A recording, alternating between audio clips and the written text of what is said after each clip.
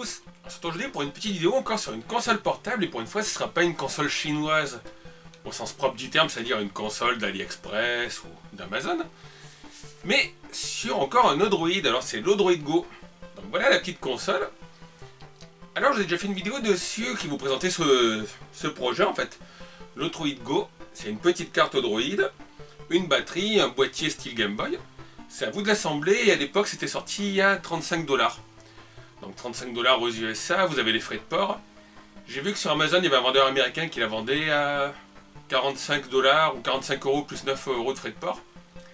Ça fait un peu cher. J'ai vu aussi un site, je vous mettrai dans la description le lien, où c'est vendu à 45. Mais c'est un petit truc sympa parce que là vous avez une petite console à assembler vous-même. Vous installez l'écran, vous installez les boutons, vous installez la batterie. Il n'y a pas de soudure à faire. Elle est façon Skeleton, transparente. Et franchement c'est un produit de qualité. Alors là c'est Captain Albator d'ailleurs, que vous voyez des fois dans mes chats, dans mes lives plutôt, qui me l'a envoyé. Donc j'ai eu la surprise quand je l'ai allumé, en plus de tomber directement sur AlexKid. Et c'est une console, voilà, alors c'est moins puissant qu'un Raspberry Pi 3B. Ça émule surtout la Game Boy Advance, la Game Boy Color, la Game Boy classique, noir et blanc, et la Master System. Alors je crois pas qu'il y ait PC Engine, d'ailleurs je vais l'allumer. Voilà, donc vous verrez après de plus près, on a une interface classique, style Recalbox ou RetroPie, enfin je pense que c'est du RetroArch. Donc il y a alors Nintendo NES, la Game Boy, il n'y a pas de son par contre sur le menu. La Game Boy Color, la Sega Master System, la Game Gear, la ColecoVision.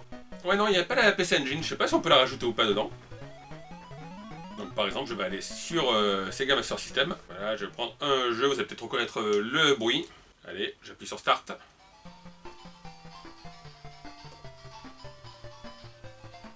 Alors en fait c'est bien, il y a un bouton volume. Ça vous dit rien? C'est Action Fighter. Voilà un jeu qui était sorti aussi je crois sur bande d'arcade Sega. On conduit une moto, on tire sur des voitures, puis après on peut se transformer, il me semble, en voiture et en avion. Alors à l'époque j'aimais bien ce jeu, par contre aujourd'hui j'ai du mal à y jouer. Donc voilà, on a un petit écran, je vous donnerai des spécifications techniques en sous-titrage, parce que je ne me rappelle plus la taille de l'écran. Mais c'est pas mal, la batterie fait 1200 mAh, on peut jouer avec une dizaine d'heures. Donc maintenant ce que je vous propose c'est qu'on regarde de plus près, et puis qu'après qu'on regarde un petit peu justement les jeux, voilà ce que ça donne. En filmant avec ma caméra, donc vous savez que c'est pas toujours évident, ça donne pas un super rendu. Mais je vous avoue que c'est sympa, parce que déjà voilà, on a une console de qualité. Pas trop grosse, c'est l'avantage. C'est comme s'il y avait une carte de Pi 0 dedans, ou une Game Boy Pi justement.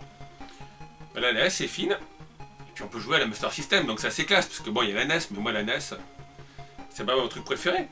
Mais c'est vraiment un beau petit objet, donc encore une fois, je remercie Captain Albator de me l'avoir prêté. Et écoutez, ce que je vous propose, c'est qu'on la regarde de plus près, voilà, comme ça vous allez voir. La finition est vraiment pas mal. Et puis après, je veux dire, on va regarder un petit peu des jeux. A de suite les amis.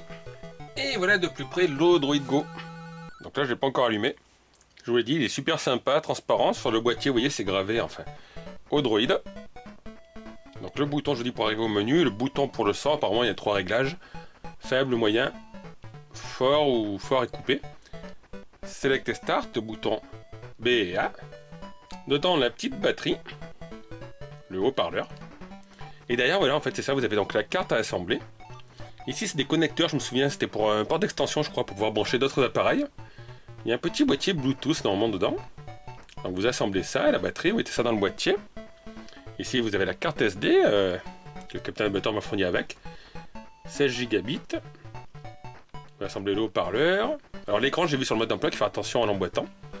Voilà, pas appuyer fort sur l'écran pour pas l'abîmer. Et après vous allez voir c'est quand même pas mal. Hop, on appuie ici. Et voilà vous avez le menu. Donc je vous dis, vous avez Nintendo, Nintendo NES, Game Boy, Game Boy Color, Sega Master System, Game Gear, ColecoVision, c'est pas mon truc. En haut, vous avez le volume, donc là le volume est coupé. Le logo Droid, le niveau de batterie. Et par exemple, on va aller voir, hop, Sega Master System, Start. Là, vous avez accès aux jeux. Alors les jeux ne sont pas scrappés. Donc après, je pense que vous pourrez peut-être ajouter des émulateurs. Hein. C'est un carte de développement en même temps. Voilà, je vais vous mettre comme ça, puis après je filmerai différemment pour que vous voyez mieux. Ah, mais il y a AlexKid et Miracle World 2, tiens, on va aller voir le 1. Bouton A. Ah, ça, je sais, c'est bien, il reprend là où je m'étais arrêté la dernière fois. J'avais joué un petit peu, et je m'étais arrêté là.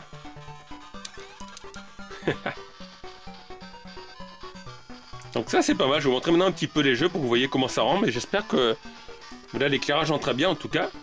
Le son est vraiment sympa, les contrôles sont bien. J'aime bien moi, cette espèce squeletton. Alors vous voyez l'écran est rétroéclairé, puis là du coup ça vous fait un petit éclairage aussi dans le dos. Donc allez, je me mets en position et on regarde ça. Voilà, alors là la console est allumée, donc j'essaye de vous filmer pour vous donner un bon rendu de l'écran. Alors vous avez pas mal de jeux, donc contrairement à Recalbox par exemple, les RetroPie, si vous appuyez à droite, vous faites défiler les jeux de 10 en 10, donc ça c'est pas mal. Voilà, il y a vraiment un grand choix de jeux. Alors qu'est-ce qu'on va mettre? Tiens, Final Bubble Bubble Japon. C'est quoi, c'est Bubble Bubble ça? On appuie sur A. Et le changement est hyper rapide. Alors malheureusement la caméra fait un focus, c'est Bubble Bubble. Donc ici je vous dis, vous avez le bouton du son en fait. Alors appuyez sur Start. Donc vous pouvez appuyer. Ça coupe le son. Bas, moyen et fort. Nous on va le mettre sur moyen. Alors désolé mais ça va bouger un petit peu.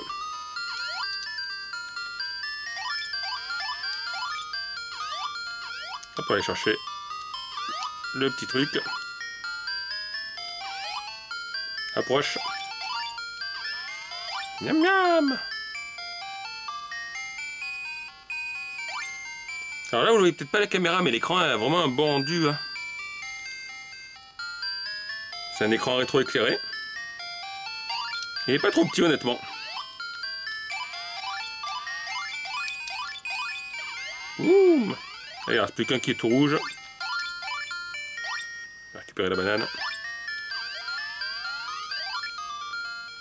Donc le menu est très simple, vous appuyez ici. Il y a un petit sablier et vous revenez au menu principal. Donc ça vous met directement sur Nintendo. Bah, il va y avoir un Nintendo d'ailleurs. Tiens, allez hop, Nintendo. Alors on va éviter les jeux avec des licences, hein, malheureusement, vous le savez. Qu'est-ce qu'il y a? Bah, tiens, Adventure Island 3. Allez, hop. On va mettre ça.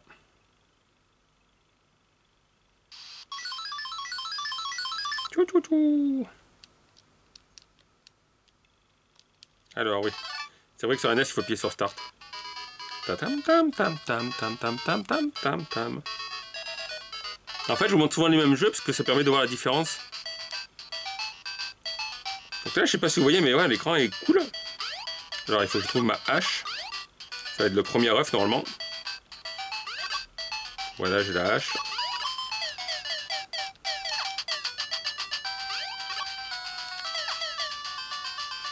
Par contre, pour la NES, j'ai l'impression que ça fait un petit rafraîchissement de bas en haut pour le moment.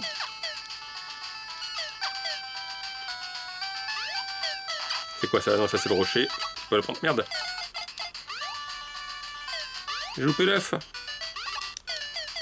Allez, le skate. Boum. Allez, hop là, j'ai perdu le truc. Mince, j'ai pas vu que ça avait bougé. Donc c'est pas mal quoi, vous avez un petit système qui vous permet d'émuler pas mal de consoles. Alors on va voir la Game Boy classique. Ah non, pas encore faire de l'Adventure Island. Hein.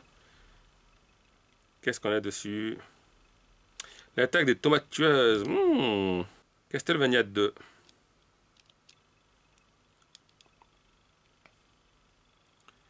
Voilà, on a comme un écran de vrai Game Boy mais rétroéclairé, ce qui est quand même mieux. Donc on appuie sur Start. Castlevania 2, Belmont Revenge.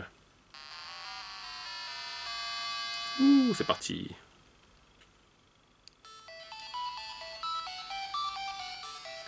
Ah, le son est clair, hein, la puce, enfin la puce, le haut-parleur est ici en fait. Voilà.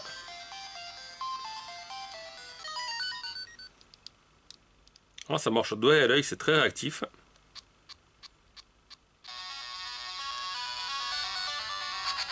Alors il y a quoi? Il n'y a pas 36 touches.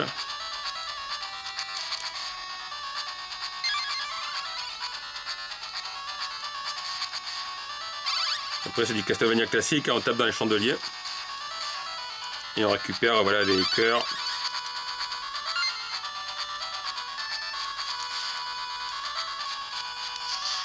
Ah, le piaf il va m'emmerder, je le sens.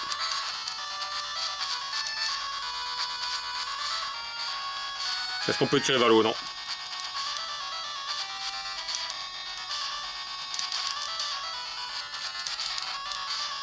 Et le piaf.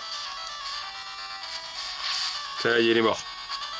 Je suis désolé, mais à chaque fois que je regarde l'écran, en fait, la machine bouge. Ah, les rochers se brisent au fur et à mesure. On va grimper là-haut.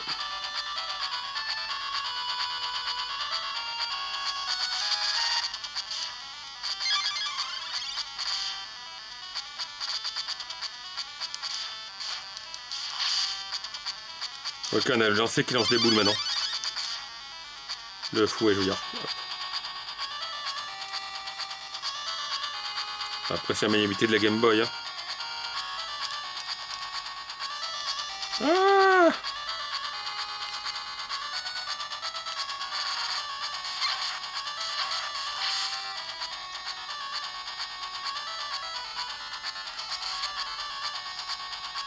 Ah, hop là.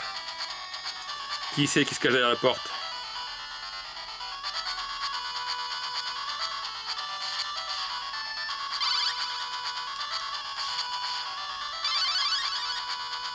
Et même pour de la Game Boy, à l'époque, les graphismes étaient sympas en fond. Ah, fallait pas tomber dans le trou. Je sais pas si y a un système de sauvegarde. Select et Start, non. Non, je crois pas qu'il y ait un système de sauvegarde. À moins qu'il y ait un autre raccourci de touche.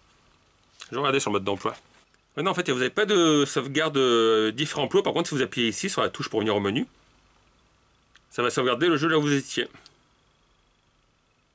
Voilà, ça c'est pas mal. Tiens, on va aller voir ça. Il y a un Dragon Ball, le secret du dragon. En plus, c'est écrit en français.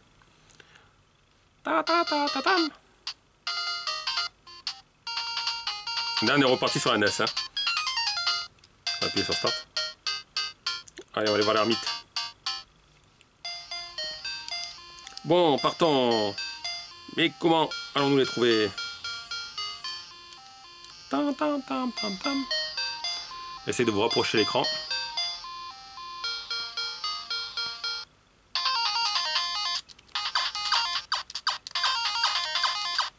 Ah ben après, vous connaissez ce jeu. Hein. C'est du classique. Un petit cochon en tutu.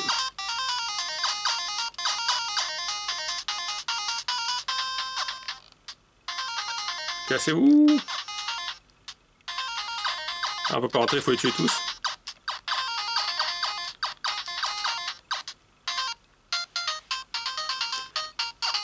Allez. On va le bourrer.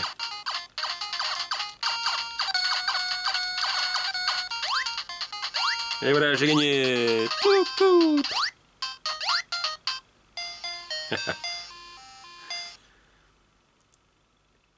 Donc ça c'est pas mal, on a vu la Game Boy Color, Master System, on va aller voir la Game Gear. Après la Game Gear, hein, c'est un peu comme la Master System. On va aller voir le Sonic. Voilà, comment faire une vidéo sans montrer Sonic. Allez, Sonic Game Gear. Toum toum toum. Tam tam tam tam. Apparemment il avait dû y jouer parce que je crois qu'on commence pas du départ là. Ouais, ça a sauvegardé là où il s'était arrêté en fait.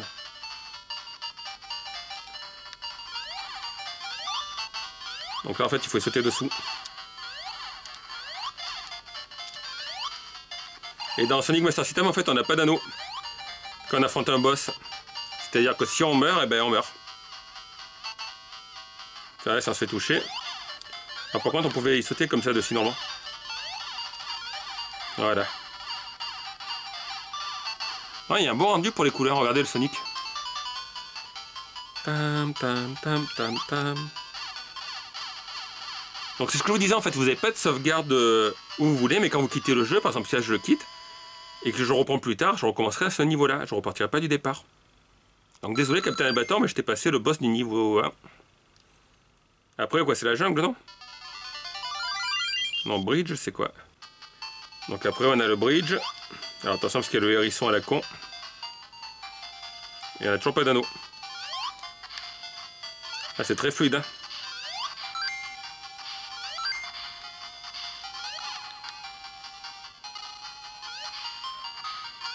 Voilà, il y a toujours un peu de ralentissement normalement, mais ça c'est dû à la console.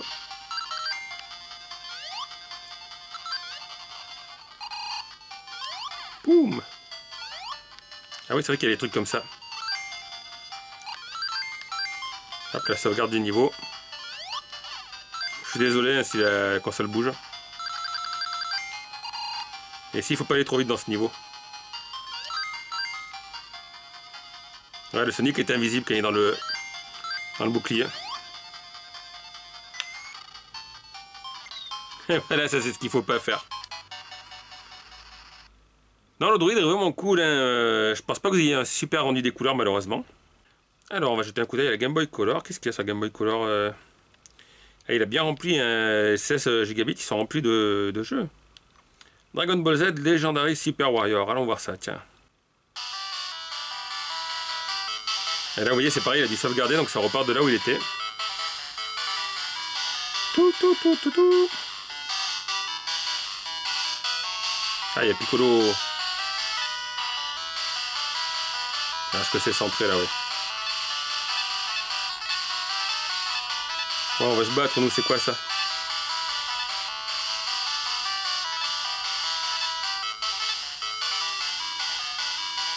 Ok, ouais, c'est le jeu de cartes, on va aller voir autre chose.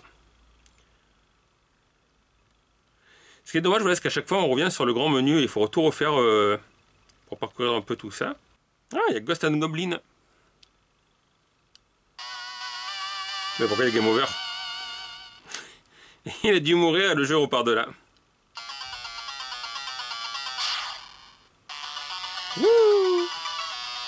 Ils vont enlever ma copine. Ready.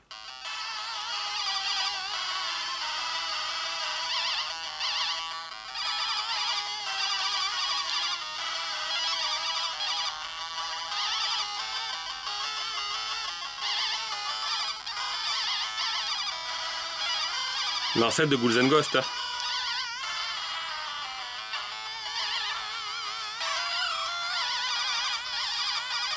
Qui c'est qui m'a tapé dessus? Ça va être un piaf.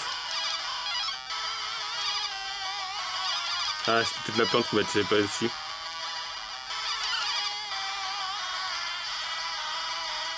Pam. Comme Ghouls and Ghosts, quoi, voilà, quand on se fait taper, on meurt.